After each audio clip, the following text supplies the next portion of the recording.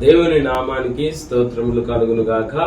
ఈ శిలువ ధ్యానాలు, ఈ 40 రోజుల శిలువ ధ్యానాలలో మొట్టమొదటిగా నేను చెప్తున్నాను. ఏమని చెప్తున్నానంటే, యేసు రూపాంతరం చెందడం. యేసు ప్రభు రూపాంతరము చెందడం గురించి చూసినట్లయితే, మార్కు సువార్త 9వ అధ్యాయము 2వ వచనములు అంటాడు.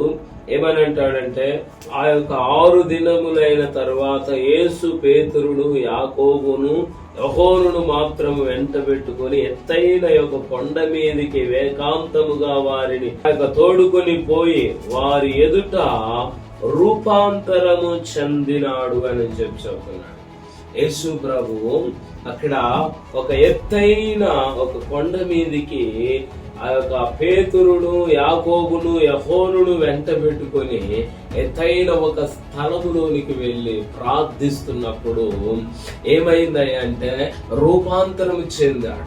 యేసు ప్రభు ఏం జరిగింది అంటే రూపాంతరము, తన ముఖములో రూపాంతరం చెందాడు అని చెప్పేసి చెబుతూ ఉన్నాడు. హల్లెలూయా, దేవుని నామానికి స్తోత్రములు కలుగును గాక. ఒక ఎత్తైన స్థలములో ఆయన రూపాంతరము చెందాడు అని.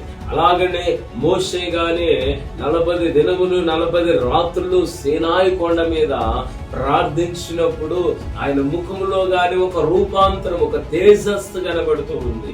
ఈ రోజులలో చూసినట్లయితే దేవునితో సమయం గడిపిన వారు, ఏకాంతంగా ప్రార్థించేవారు, ఎత్తైన స్థలములో ప్రార్థించేవారు రూపాంతరం చెందుతారు అని చెప్పేసి దేవుని వాక్యము చెప్పబడుతూ ఉంది.